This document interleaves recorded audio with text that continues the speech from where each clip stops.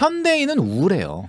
현대인은 누구나 우울합니다. 네. 그 우울감이라는 걸 해소하기 위해서 나서는 게 소비 행동이야. 그러니까 소비로 우울감을 해결할 수 있다고 믿기 때문에 A도 해보고 B도 네. 해보고 C도 해보고 근데 아직도 못 찾았어. Z까지 가는 거야. 네. 그러니까 이것도 하고 저것도 하고. 근데 제가 네. 말씀드릴게요, 여러분.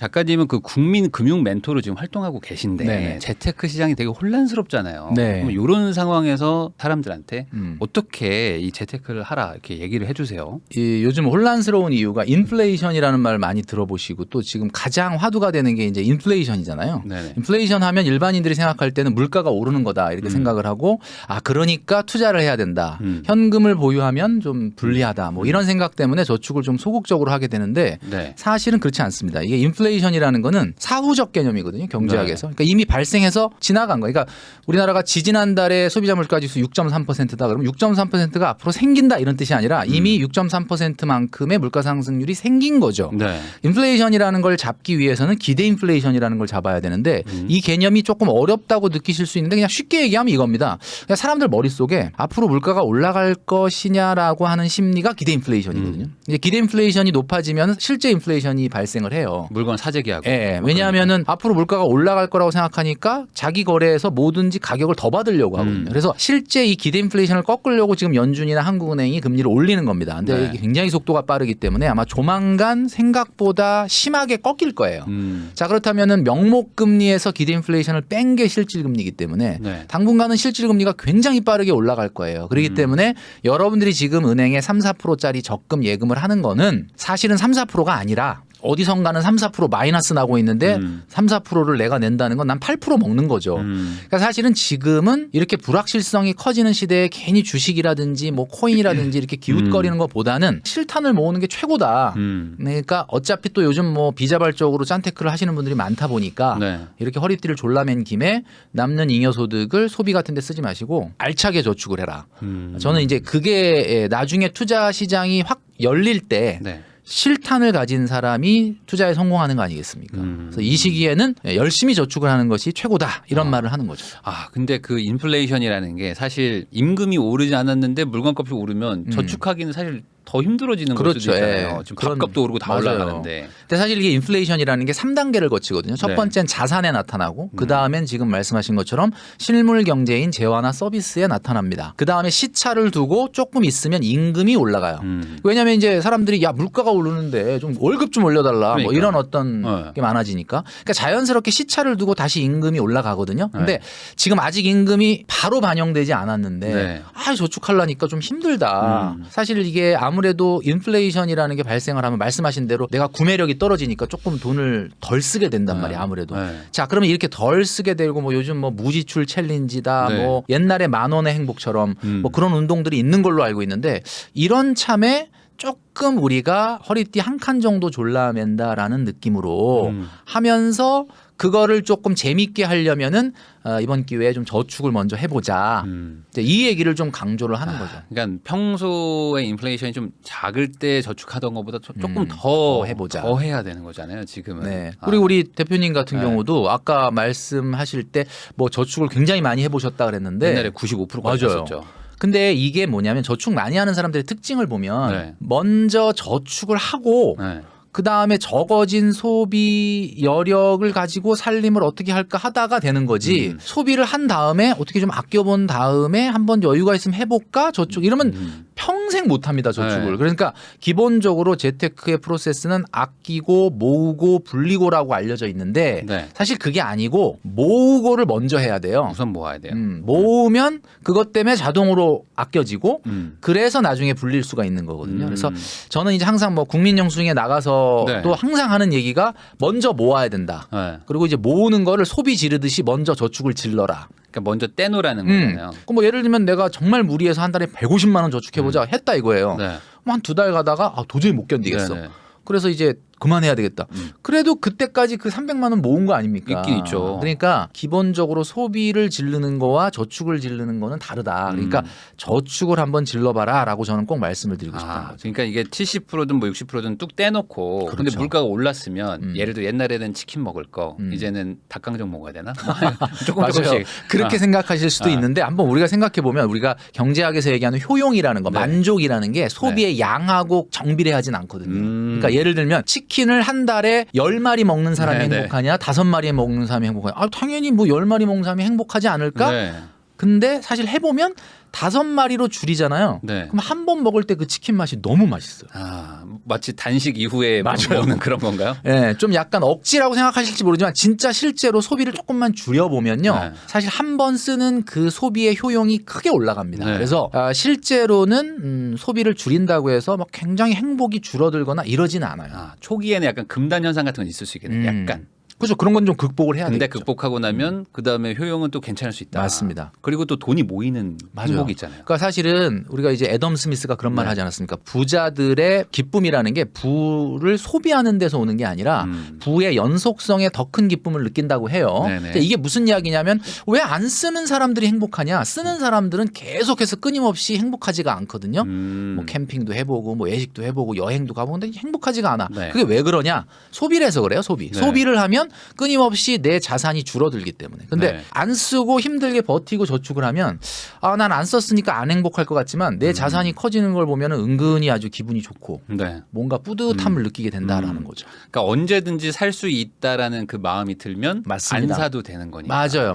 저는 너무 공감되는 게 네. 사실 정말 부자들은 명품에 별 관심이 네. 없어요. 왜냐면 내가 명품이라는 게 왜 이렇게 좋아 보이냐면 평상시 내 경제력으로 살 수 없는 물건이니까 좋아 보이는데 뭐 나 언제든지 저거 살 수 있는데 뭐 그럼 그렇게 관심이 그렇게 그다지 있지 않거든요. 네. 네, 요게 바로 안 먹어도 배부른 그 느낌이다. 근데 그 작가님은 이제 국민 영수 중에서 네. KBS에서 보면은 이제 기상천외한 그런 내용들도 좀 나오잖아요. 네네네. 아무래도 그러면서 이제 거기서 좀 팩폭도 하고 하시는데 네네네. 좀 심각한 분들이 많죠. 그러니까 어찌 보면 그러니까 심각한 소비를 분들 너무 많죠. 네. 소비로서 행복을 찾으려는 분들 어떤 분들 좀 있어요? 뭐 에피소드랄까? 뭐 예를 들면은 월급 250만 원 타는데 한 달에 50만 원 스타벅스 커피 마시는 분들 있고 그다음에 뭐 월급 300인데 여행 비용으로 한 2천만 원 쓰는 분들이 있고 월급 300인데. 월급 300인데 그러면 어떻게 뭐 그러니까 뭐 모든 걸 다 쏟아붓는 건데 그러니까 그분들이 아까 제가 네. 말씀했던 것처럼 현대인은 우울해요.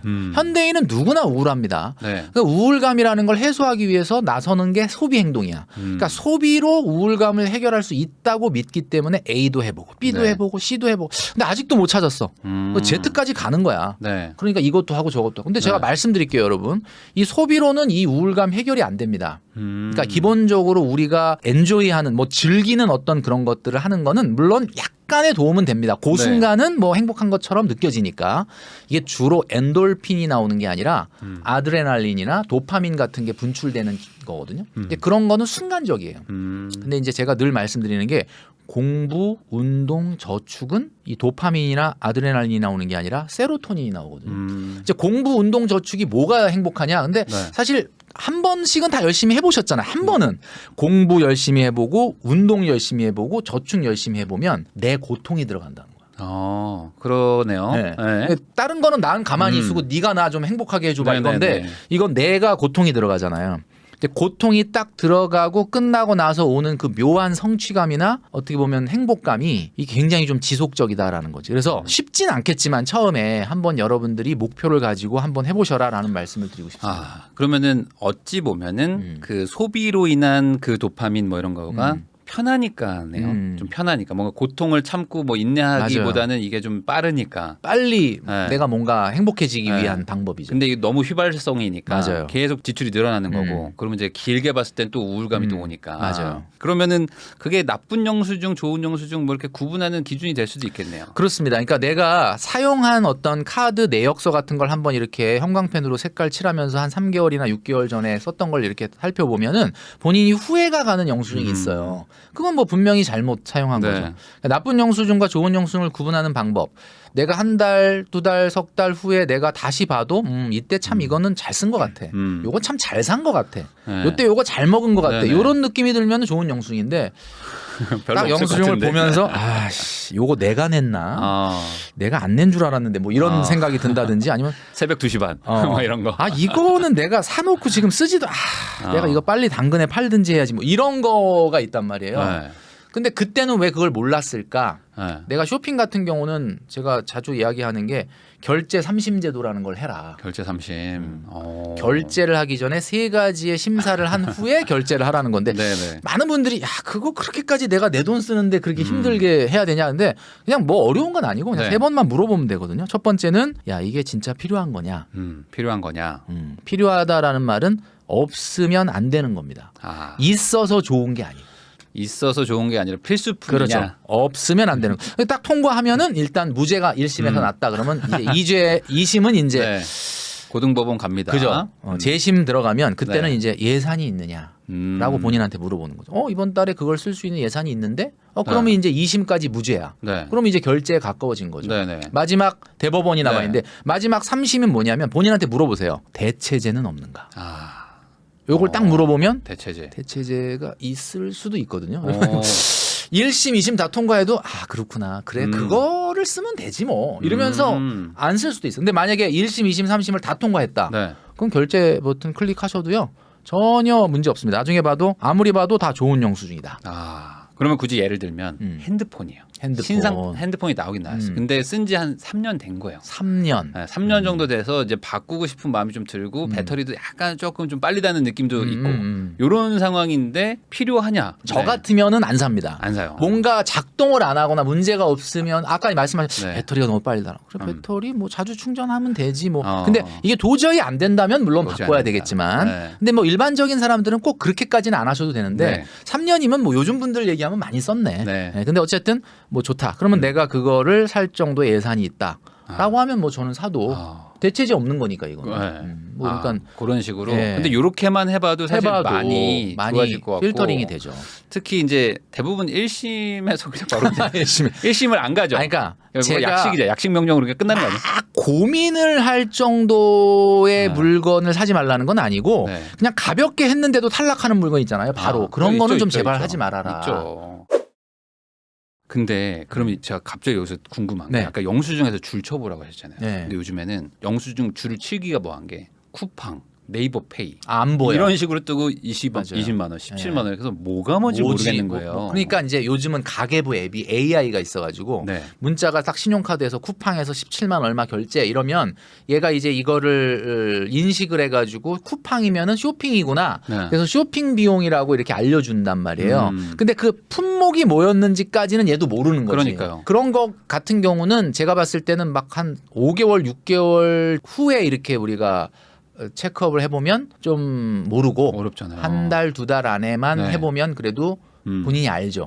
그러니까 조금 자주 쇼핑 같은 경우는 네이버 뭐 페이나 무슨 뭐 쿠팡이다 이런 거는 네. 조금 자주 해보면은 본인이 좀 나쁜 영수증을 막을 수 있지 않을까. 그럼 혹시 뭐 가계부를 좀 쓰라고 하세요? 어떠세요? 가계부 쓰는 건 도움이 되죠. 근데 이제 우리가 요즘 수기로 쓰는 것은 뭐 사실은 좀 어렵고 좀 가계부 앱을 많이 좀 사용을 해보셔라 네. 이렇게 말씀드리고 싶고 현대인들이 그 기억이 아주 단기 기억 상실증이 많아가지고 네. 내가 어제 무슨 점심 먹었는지도 기억이 안 나잖아요. 안 나요. 네, 그러니까 아무래도 이 신문물에 네. 좀 의지를 그 해야 도움을 돼. 빌려서 그 가계부 앱 같은 경우가 이제 예산을 내가 정하면 그 예산에서 얘가 쇼핑 비용이면 쇼핑 예산에서 빼주고 외식 예산이면 외식에서 빼주고 하거든요. 네. 그러니까 그런 기능들을 좀 잘 살려서 하시면 네. 좀 도움이 많이 됩니다. 저도 스벅 예산이라는 걸 따로 만들어서 쓰는데 스벅을 한 달에 한 15만 원 충전을 해. 네. 그래서 이제 보내요. 네. 그리고 나는 뭐 예산 안에서 먹다가 한 월말까지 조금 남았는데 한 3만 원이. 아이 그럼 뭐자 나도 한 잔 먹자. 이렇게 먹어요. 근데 그런 거는 참 부담이 없는 게 네. 예산을 만들어 놓은 데서 먹으니까 뭔가 염려증이나 찜찜함이 없는 거지. 네. 예, 저는 그렇게 좀 하는 편입니다. 아마 여러분들도 뭔가를 쓸 때 가끔 쓸 때 기분 좋을 때도 있지만 쓰고 나서 근데 내가 너무 비싼 걸 샀나? 내가 너무 비싼 걸 먹었나? 뭐 이런 염려가 생길 때가 있잖아요. 네. 이제 그런 걸 막기 위해서는 미리 사전에 예산을 좀 만들어서 사용을 하면 훨씬 도움이 됩니다.